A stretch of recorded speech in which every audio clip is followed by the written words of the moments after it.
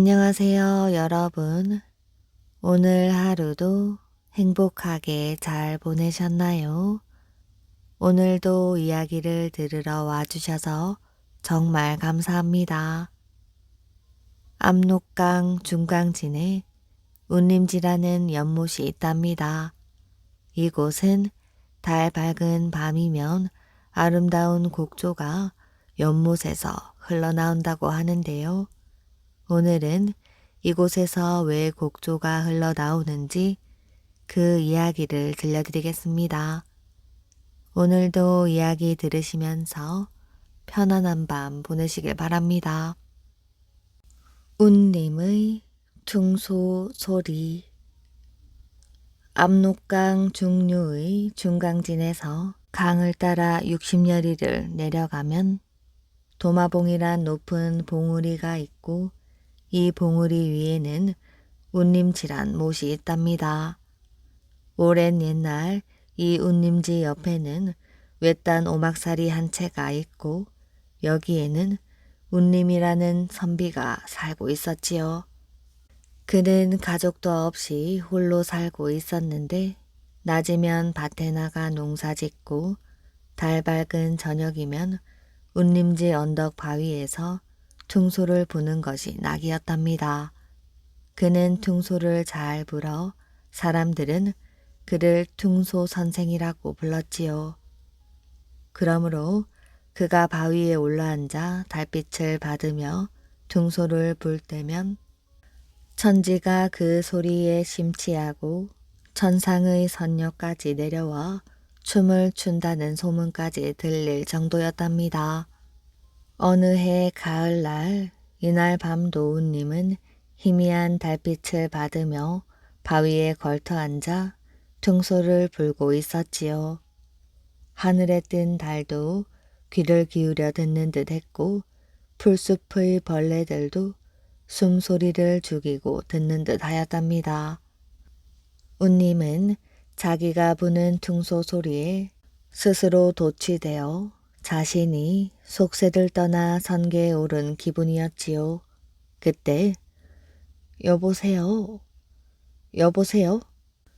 구슬 같은 맑은 목소리가 퉁소 소리를 깨뜨리고 등 뒤에서 들려왔답니다. 거기에는 한 여인이 미소를 머금은 채 서 있었지요. 여인의 자태는 사람 같지가 않았답니다. 눈을 비비고 다시 보았으나 저렇게 아름다운 여인은 일찍이 본 일이 없었지요. 그리고 여인이 입을 열었답니다. 죄송합니다. 방해가 되어서. 그 고운 퉁소 소리에 취하여 한 발짝 두 발짝 내디딘 것이 여기까지 이르렀습니다. 경망한 행동을 용서하세요. 도대체 당신은 누구요? 여인은 대답이 없었답니다. 운님은 다시 물었지요. 어디서 오셨소?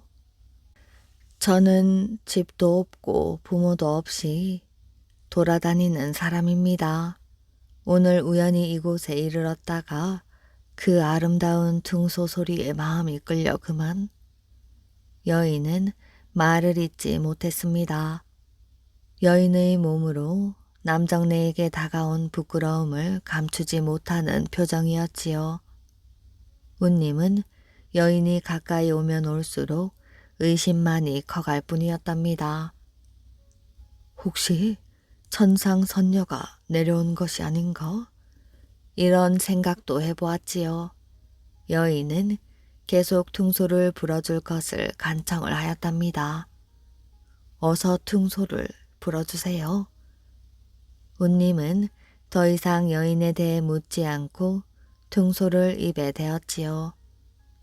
구슬픈 퉁소 소리는 산을 넘고 골짜기를 따라 울려 퍼지기 시작했답니다. 밤은 깊어 삼경을 가리키는데 여인은 퉁소 소리에 취해 있었답니다. 이윽고 퉁소를 멈춘 운님이 먼저 돌아가기를 권하였지요.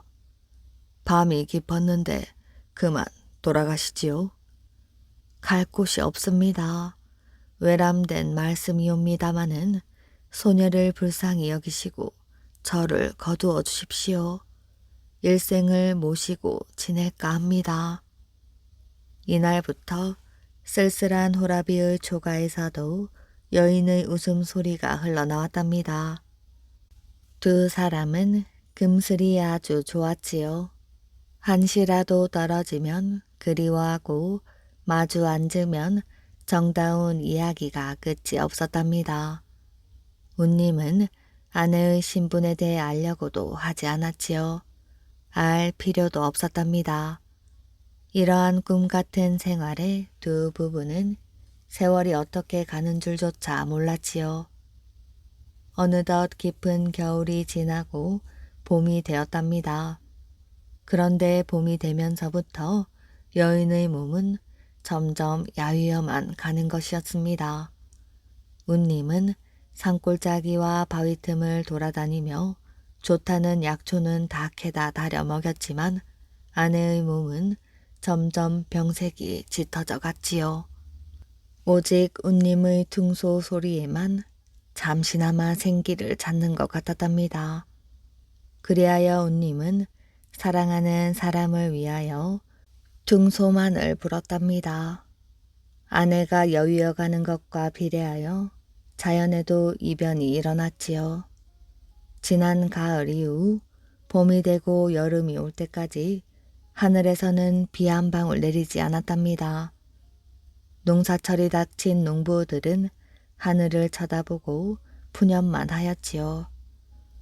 오늘도 비 올 가망은 없군. 저녁 노을이 새빨갛게 지는데 비가 올 턱이 있나? 제각기 한마디씩 하였답니다. 기우제를 지내보아도 아무런 영혐이 없었지요. 이럴수록 운님의 아내는 더욱 심한 고통을 느꼈답니다. 그리고 나중에는 자꾸 우는 것이었습니다. 식사를 하지 않고 잠도 자지 않으며 조바심을 냈답니다.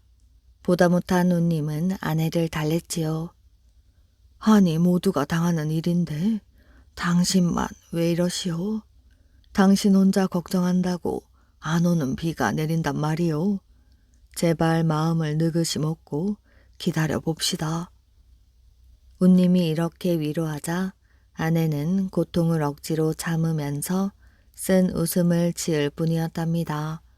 매일 저녁 잠자리에 들면 아내를 위로하는 것이 운님의 일과가 되었지요. 어느 날 새벽 전날 밤도 아내를 위로하다 함께 잠이 들었는데 잠결에 더듬어 보니 아내가 자리에 없었답니다. 전에 없던 일이라 운님은 불이 나게 옷을 입고 부엌으로 뒷관으로 찾아다녔으나 아내의 종족은 그림자도 찾을 수 없었지요. 하룻밤 사이에 이게 무슨 일인가? 혹시 산 짐승에게 물려갔나? 운님은 불길한 생각까지 다 해보았으나 잡히는 대라곤 하나도 없었지요. 그때 우두둑 우두둑 쏟아지는 비 소리가 들려왔답니다.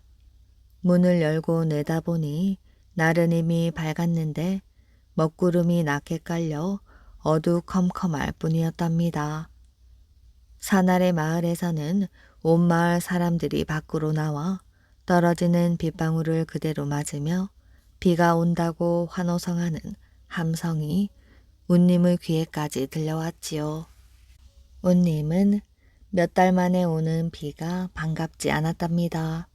그의 머릿속에는 오직 아내의 생각으로 꽉 차 있었지요. 그런데 얼핏 보니 아내의 잠자리에는 종이 한 장이 떨어져 있었답니다. 무심코 집어보니 그것은 아내가 남기고 간 편지였지요. 차마 떨어지지 않는 발길을 떼어 놓으며 두어자 올립니다. 저는 본디 인간이 아니었어요. 연못 속에서 살던 고기로 낭군님의 아름다운 둥소 소리에 마음이 끌려 사람의 모습을 하고 100년의 언약을 맺었던 것입니다. 그러나 제가 못에서 나온 까닭으로 세상은 가물고 제 목숨 또한 말라붙게 되었답니다. 제가 못으로 돌아가지 않으면 세상의 모든 초목이 다 말라 죽을 것이라 할 수 없이 저는 다시 못 속으로 들어갑니다. 부디 저에 대한 생각일랑 이 순간부터 끊으시고 새로운 인생을 개척하십시오. 다만 저를 용서해 주실 수 있다면 한 가지 청을 말씀드리겠습니다.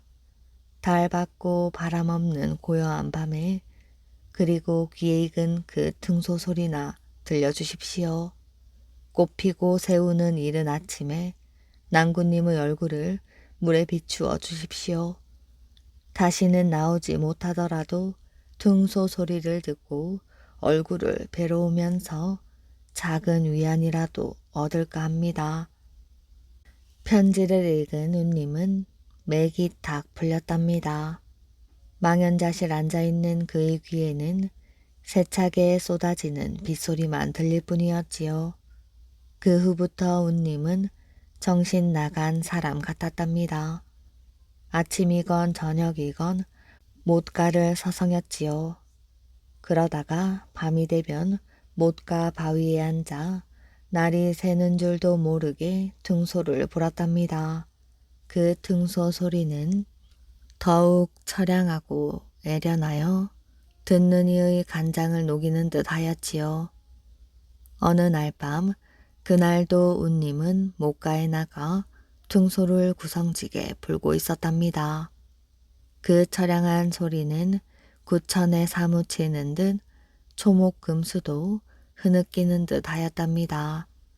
그때 돌연 운님의 귀에는 자기를 부르는 소리가 들렸지요. 목소리는 자기 아내였답니다. 소리가 나는 곳은 연못 속이었지요.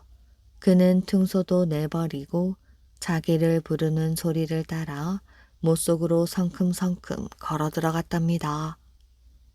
다음 날부터 못가에서는 등소 소리가 2번 다시 들려오지 않았답니다. 마을 사람들이 못가에 다다라 보니 운님이 항상 앉아 피리를 불던 바위에는 주인을 잃은 등소만이 남아 있었고 물가에는 운님의 신발이 나란히 놓여 있었답니다. 마을 사람들은 운님이 못에 빠져 죽었다고 생각하고 못 속을 샅샅이 뒤졌으나 끝내 그의 시체는 찾지 못하였지요. 이후부터 사람들은 그곳을 운님지라 부르게 되었답니다. 충신 이색과 대줄기 목은 이색은 뱃전을 잘랑거리고 지나가는 잔잔한 강물을 바라보며 인생의 무상함이 그와 같을 것이라고 생각하며 씁쓸한 미소를 지었답니다. 사나이 대장부로서 청운의 꿈을 품고 벼슬길에 올라 오직 나라를 위해 한 생을 바쳤지요. 그러나 지금 구구는 기울었고 미련 없이 모든 것을 버리고 정처 없이 떠나온 이색의 가슴엔 지울 수 없는 만국의 한만이 멍울이 되어 남았답니다. 그때 물새 한 마리가 날아올랐지요. 저 새는 돌아갈 둥지라도 있겠지만 이 몸은 더 이상 돌아갈 곳이 없구나. 이색의 마음을 아는지 모르는지 노를 젓는 사공의 한숨 소리 또한 깊었답니다. 이성계가 위화도 회군을 과맹한 후 고려의 구군은 바람 앞의 등불과 같았지요. 이성계는 우선 우왕을 패하여 강화로 유폐시키고 최영 장군을 귀양 보냈다가 그곳에서 죽여버렸지요. 우왕의 뒤를 이을 후계자를 정해야 하는데도 조정의 신하들은 이성계를 두려워한 나머지 한마디 말도 못하고 그의 눈치만 살피고 있었답니다. 그때 대장군 조민수가 나서 우왕의 아들인 창을 왕으로 세우니 바로 고려 제33대 임금인 창왕입니다. 그때 창왕의 나이는 9살에 불과하였지요.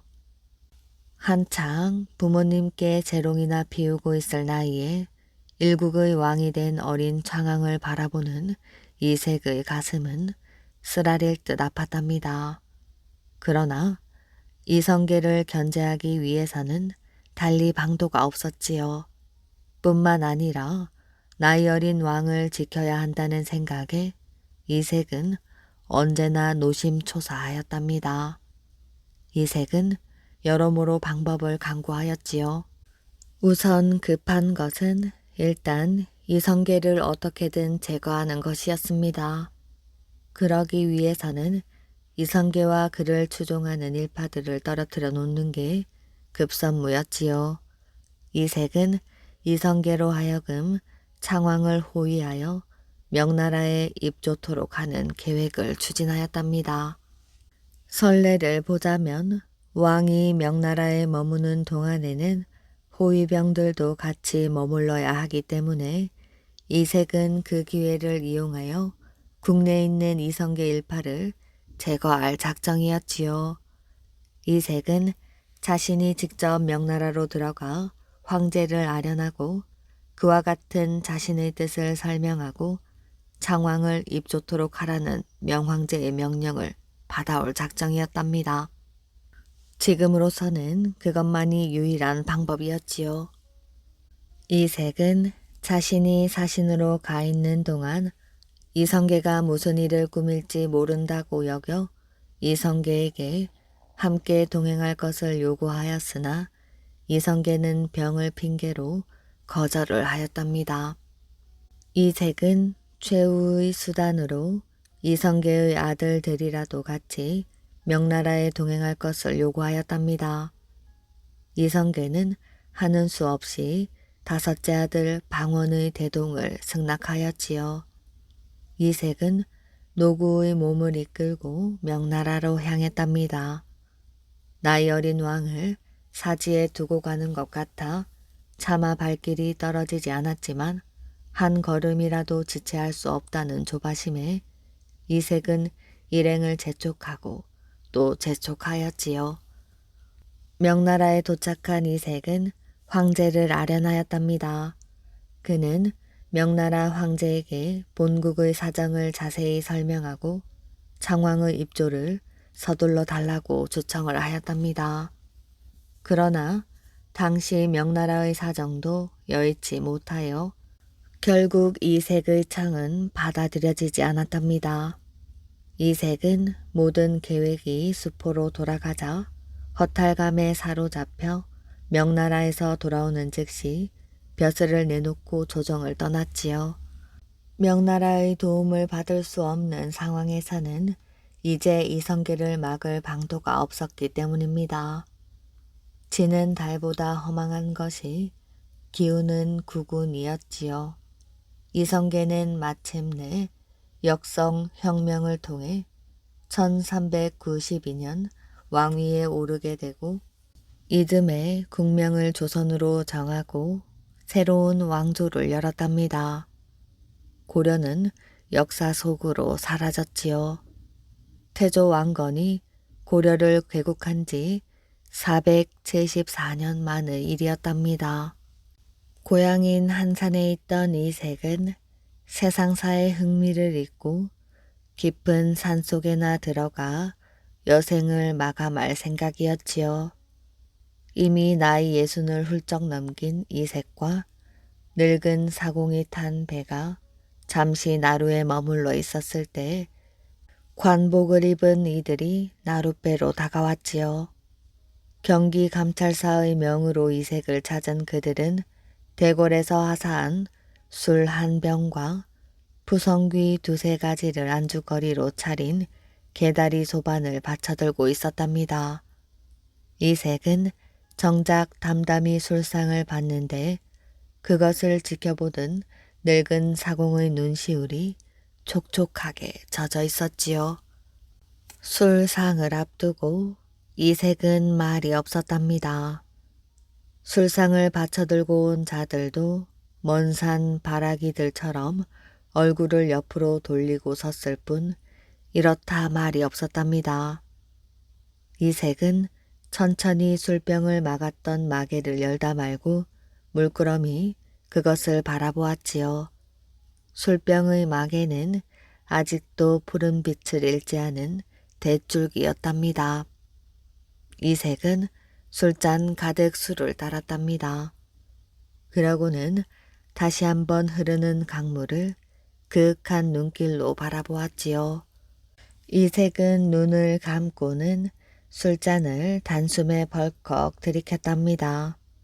술잔을 상 위에 소리 없이 내려놓은 이색은 남은 한 손에 들고 있던 뱃줄기를 힘주어 꼭 쥐며 또렷한 목소리로 말을 했지요.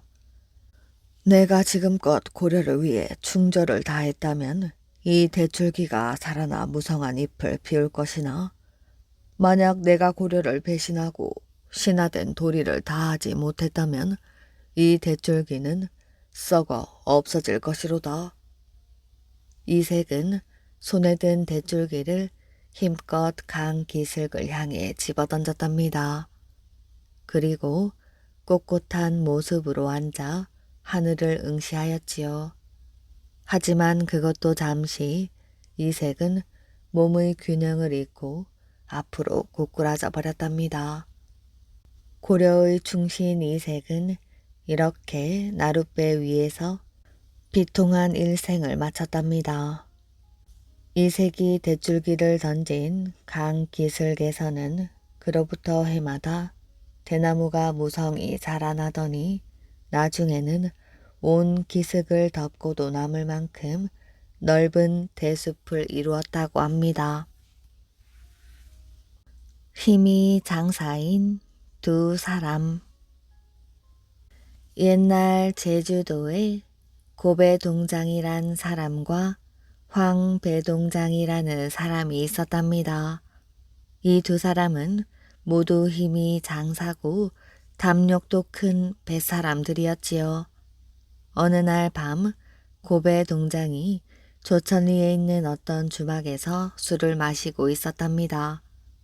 거기에 어떤 낯선 사람이 와서 술을 마시고 있었지요.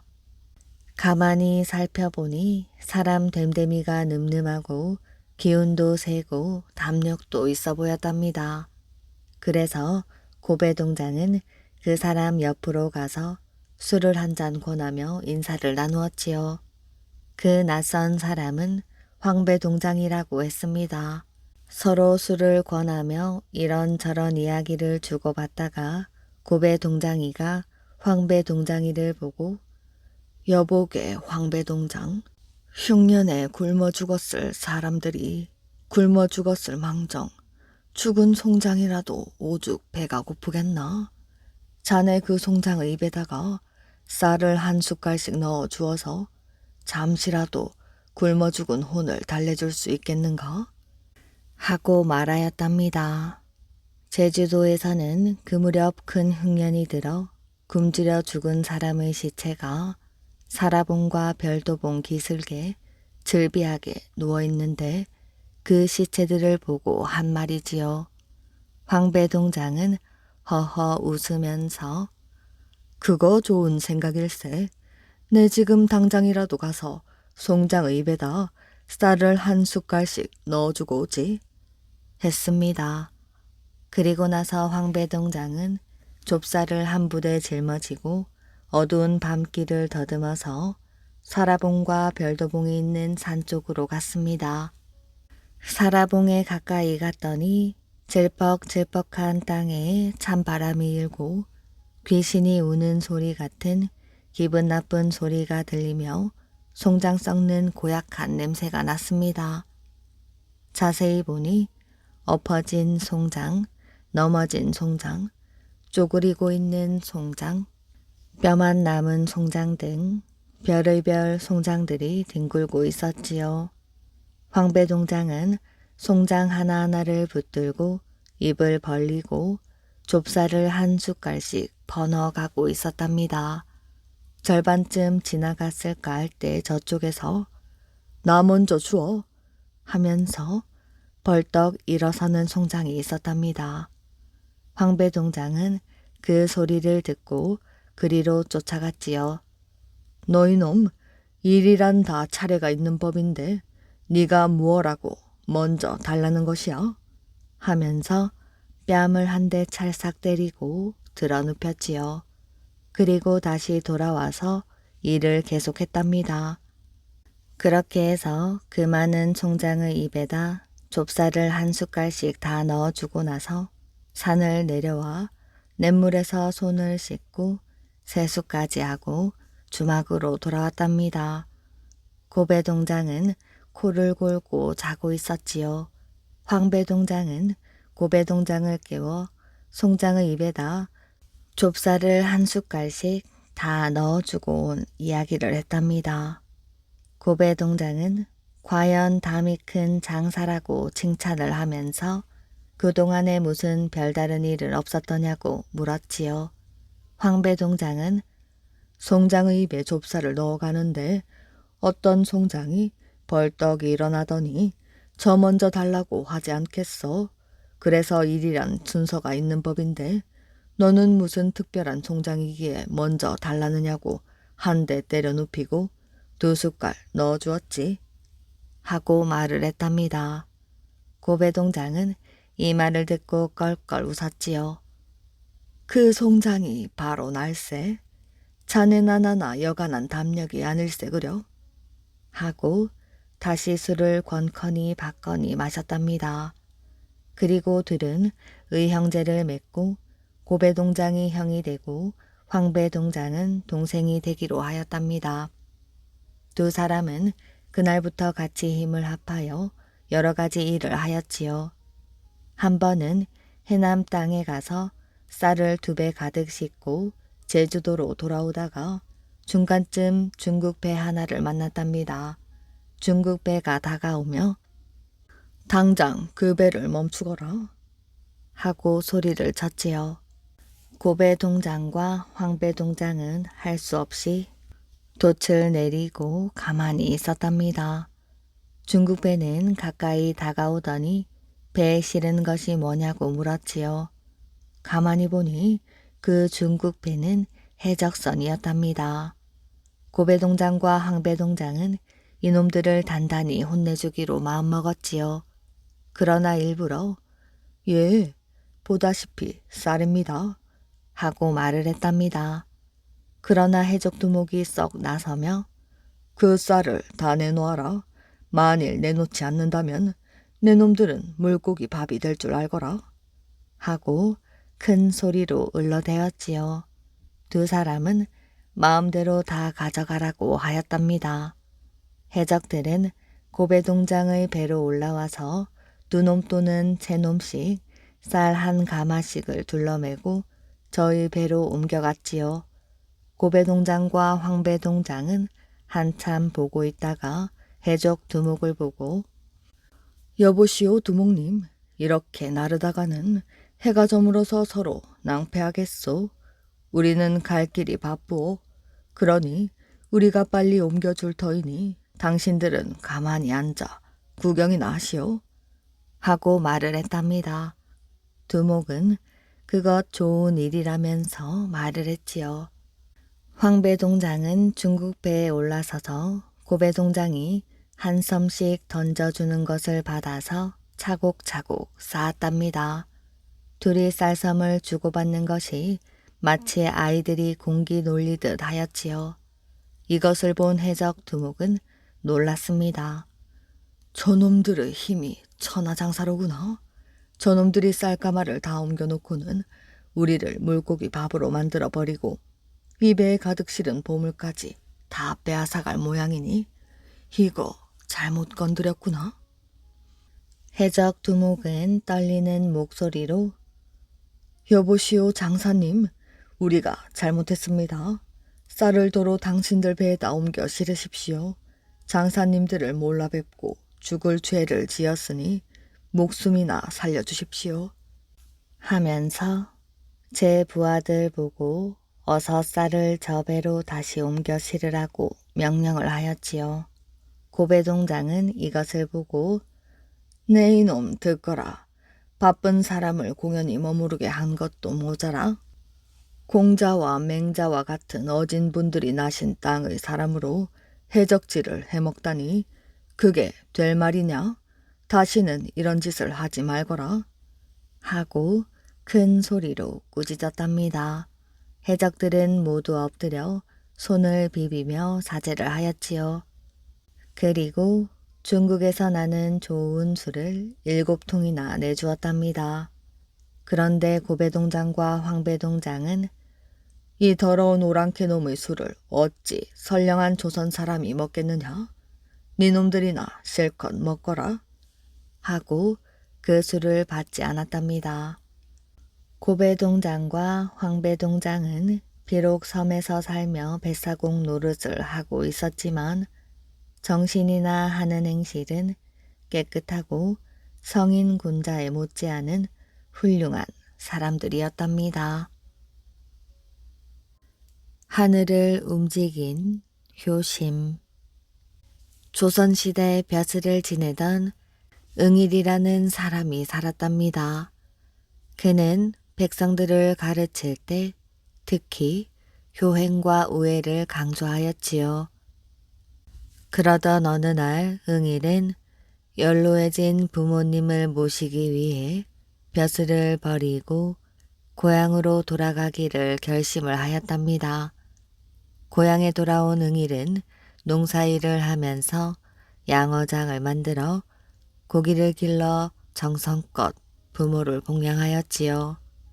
그리고 집 가까운 곳에 서당을 세워 제자들도 가르쳤답니다. 이때부터 응일은 글을 읽으며 친구들과 토론하던 방을 만취당이라 하고 이 이름을 자신의 호로 사용을 하였지요. 응일의 아버지는 나이가 들어가면서 기침병을 앓기 시작했답니다.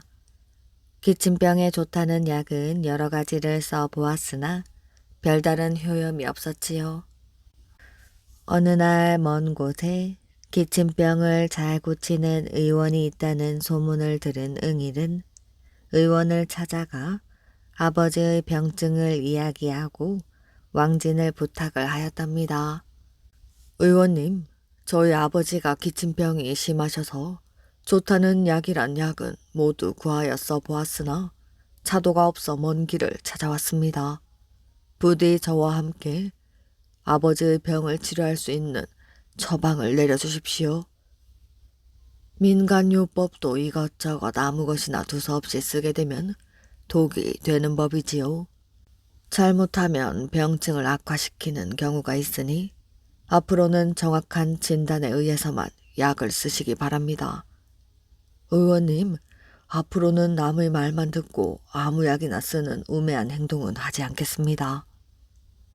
어르신의 병은 탕약으로 고칠 것이 아니라 석회석 바위에 지은 벌집과 벌집이 붙어있는 석회를 함께 달여 먹으면 신통하게 효험을 볼 것입니다.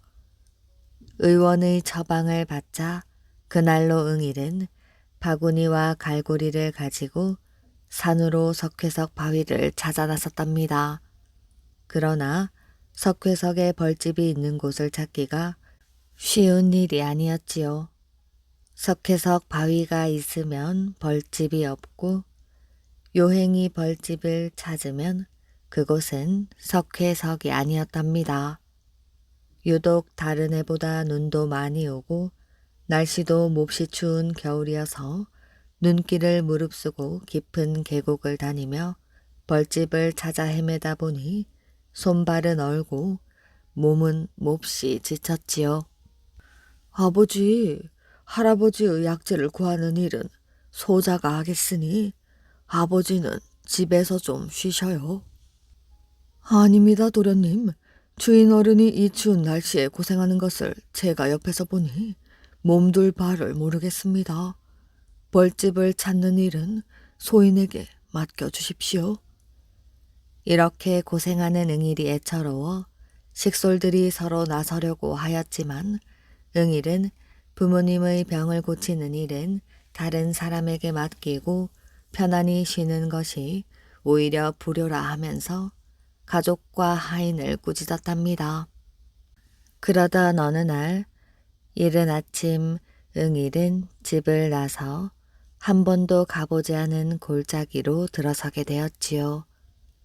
이때 갑자기 쑥광이 소리를 지르며 응일의 앞 10발자국쯤 떨어진 돌무더기 위에 내려앉는 게 아니겠어요. 응일이 깜짝 놀라 꿩을 바라보는 순간 손등이 따끔하였답니다.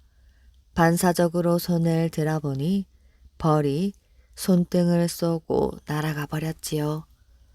응일은 벌이 날아가는 모습을 세심하게 관찰을 하였는데 벌은 눈에 보일 듯 말 듯 어느 바위 틈으로 날아 들어가는 것이었지요. 조심조심 가까이 다가가 보니 벌집이 보이는데 바위 역시 오매불망 찾아 헤매던 바로 그 석회석 바위가 틀림없었답니다. 벌집을 찾은 응일의 기쁨은 하늘에라도 날아오를 듯한 기분이었지요. 조심조심 벌과 전쟁을 하면서 벌집과 석회석을 깨어 집으로 돌아온 응일은 의원이 내려준 처방대로 정성껏 다려 아버지에게 드렸는데 이 약을 드신 후 신기하게도 기침병이 씻은 듯 나았다고 합니다. 이 일이 있은 후 얼마 되지 않아 어머니가 가슴이 답답해지는 병으로 몸져 눕게 되었지요. 어머니는 아들을 불렀답니다. 아범아, 아범 있느냐? 어머니의 부름을 받아 들어온 응일은 야윈 어머니의 얼굴을 바라보며 죄송스러운 마음을 금할 길이 없었지요. 어머니의 병환이 자기의 정성이 부족하여 생겼다고 느꼈기 때문입니다. 예, 어머니 부르셨어요? 아범아, 내 가슴이 답답한 것이 아무리 약을 먹어도 듣질 않으니 차라리 물이 많은 싱싱한 배를 먹으면 금방 나을 것만 같구나. 허나 지금은 배가 나올 시기도 아니니 그저 마음뿐이구나. 어머니, 아무려면 어딜 가서 배 한 개 못 구하겠습니까? 제가 꼭 구해올게요. 얘야, 지금이 어느 시절인데 배를 구할 수 있겠느냐? 괜히 네 심기만 어지럽힌 것 같구나. 하지만 응일은 어머니가 희망을 잃지 않게 힘을 실어주는 말을 하였답니다. 어머니, 걱정하지 마시고 조금만 기다려 보세요. 제가 꼭 배를 구해보겠습니다. 이렇게 말을 하고 밖으로 나온 응일은 걱정이 태산 같았지요. 지금은 배가 나올 시기가 아니었기 때문입니다. 그는 어머니가 원하시는 배를 어떻게 구할 것인지 노심초사하느라 잠을 제대로 자지 못하고 뜬 눈으로 밤을 지새웠지요. 새벽마다 정화수를 떠놓고 신령님에게 지상을 올렸답니다. 그러던 어느 날 그는 무심코 집 앞에 있는 배나무를 쳐다보고 있다가 이상한 소리에 땅 바닥을 내려다 보았지요. 그런데 배나무 밑에서 꾸르륵 꾸르륵 소리가 나더니 땅 속에서 맑은 샘물이 펑펑 쏟아져 나왔답니다. 그리고 이내 조그만 웅덩이가 만들어졌지요. 신기한 광경에 놀라 멍하니 지켜보고 있는데 웅덩이 속에서 남생이 한 마리가 크고 싱싱한 배를 굴리면서 나타나는 것이었습니다. 응일은 깜짝 놀라 남생이 앞으로 달려갔지요. 네가 굴리고 온 배를 나에게 줄 수 없겠니? 그것을 어머니에게 드리면 어머니 병환이 나을 수도 있을 것 같구나. 그러자 응일의 말을 알아들었는지 남생이는 눈을 깜빡깜빡하면서 고개를 끄덕였답니다. 응일의 효심이 하늘을 움직이지 않았다면 결코 이루어질 수 없는 일이었지요. 이렇게 하여 얻은 배를 어머니에게 드리니 가슴병이 씻은 듯 나았다고 합니다. 문익점과 목화씨. 달빛 아래 하얗게 피어난 목화 꽃송이는 낮보다 더욱 탐스럽게 보였지요. 이것만 가져가면 백성들이 조금은 따뜻하게 겨울을 보낼 수 있을 것이야. 문익점은 주위를 한 번 더 둘러보고는 황급히 꽃송이를 털어 목화씨 몇 알을 손바닥에 꼭 쥐었지요. 그러고는 서둘러 방으로 들어와 방문을 걸어 잠그고 미리 생각해 두었던 대로 붓뚜껑을 열어 그 속에 목화씨를 조심스럽게 집어넣었답니다. 목화씨는 정확히 10개였지요. 희미한 불빛 아래 드러난 문익점의 얼굴은 흥분과 설렘으로 홍조를 띠고 있었답니다. 날이 그러다가 혹 발각이라도 되는 날에는 그만두어라. 그까짓 형벌이 두려워서 헐벗은 백성들의 고충을 외면한다는 말이야. 이 목화씨를 잘만 키우면 많은 백성들이 따뜻하게 겨울을 날 수 있을 것이야. 문익점은 곁에서 걱정스러운 말을 늘어놓는 하인의 말문을 그렇게 막아버렸답니다. 그래도 하인은 안심이 되지 않는 듯 불안한 눈초리로 문익점의 행동을 가만히 지켜보았지요. 그도 그럴 것이 당시 원나라에서는 목화를 비싼 값으로 고려에게 수출을 하고 있었기 때문에 목화씨 반출을 철저하게 금지하고 있었답니다. 문익점은 원나라 사신으로 왔다가 억울하게 귀양살이를 하고 있는 처지였지요. 내일이면 고려로 돌아간다고 해서 무작정 기뻐하기만 하던 하인은 문익점이 목화씨를 가져가겠다는 말을 할 때부터 불안한 마음을 숨길 수가 없었답니다. 그런 하인의 마음을 아는지 모르는지 문익점은 지난 3년간 이곳 사람들에게 틈틈이 배운 목화 재배 기술을 하나하나 복습하느라 여념이 없었지요. 그런 문익점의 모습을 보다 못한 하인은 슬그머니 제 방으로 돌아가 한숨만 내쉬었답니다. 다음 날 아침 문익점은 하인을 데리고 고국으로 돌아가는 여정에 올랐답니다. 마을을 하나씩 지날 때마다 성문을 지키는 군졸들에게 검문을 당했지만 안절부절 못하는 하인과는 달리 문익점은 태연하게 자신의 행장을 보여주었지요. 성문을 지키는 군졸들도 누구 하나 붓뚜껑 속에 목화씨가 들었으리라고는 상상하지 못하였답니다. 그리하여 문익점과 하인은 무사히 고려로 돌아올 수 있었지요. 문익점은 우선 대궐에 입궐하여 공민왕을 아련하고 큰 환대를 받았답니다. 며칠 후 문익점은 원나라에서 가져온 목화씨 중 5개를 고이 품속에 넣고 처가로 향하였답니다. 멀리 원나라 사신으로 갔다가 억울하게 귀양살이를 하고 돌아온 문익점을 맞은 처가에서는 큰 잔치가 벌어졌지요. 잔치가 거의 파할 무렵 문익점은 조용히 장인을 찾아뵙고 품속에 넣어온 목화씨를 꺼냈지요. 장인어른, 이것은 제가 원나라에서 올 때 몰래 숨겨온 목화씨입니다. 문익점의 장인은 생전 처음 보는 목화씨를 신기한 듯 살펴보았답니다. 이 씨를 땅에 심어 잘 키우면 꽃이 피고 열매가 열리는데 그 열매가 나중에 저절로 터지면서 하얀 보풀아기 같은 게 나옵니다. 원나라 사람들은 그 하얀 보풀아기로 실을 꼬아 천을 짜서 옷이며 이불을 만든답니다. 문익점의 설명을 들은 장인은 더욱 신기해지는 듯 목화씨를 손가락으로 매만졌답니다. 나도 들은 적이 있네. 원나라에서 들여오는 목면은 우리나라에서 짜는 옷감보다 훨씬 부드럽고 포근하다고 말일세. 그렇습니다, 장인어른. 이 목화씨를 전국에 널리 퍼뜨려 대량으로 재배하고 천을 짜는 기술 또한 널리 보급한다면 더 이상 이 나라 백성들이 헐벗지 않을 것입니다. 문익점의 말에 장인은 감동받은 표정을 지었답니다. 그런데 그렇게 귀중한 씨앗이라면 원나라에서 쉽게 내주지 않았을 터인데 어찌 가지고 왔는가?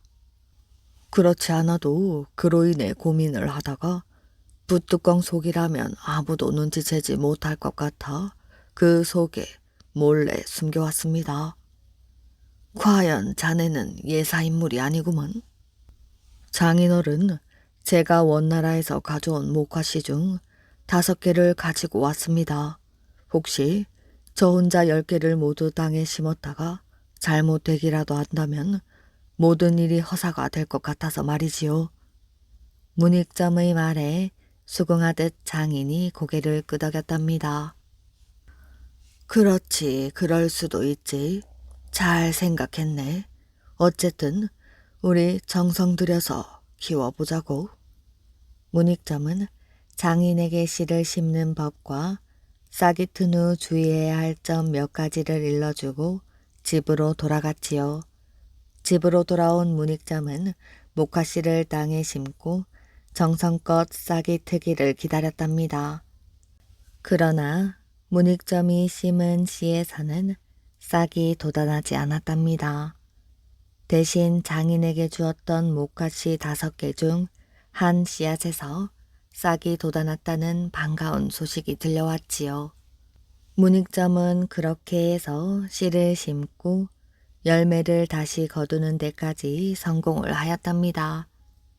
1개의 목화씨가 싹을 틔워 나중에는 전국적으로 재배할 수 있는 기틀을 마련한 것입니다. 그러던 어느 날 원나라에서 불법을 전하러 온 홍원이라는 승려가 고려 각지를 돌아다니다가 우연히 문익점의 처가에서 하룻밤 묵게 되었지요.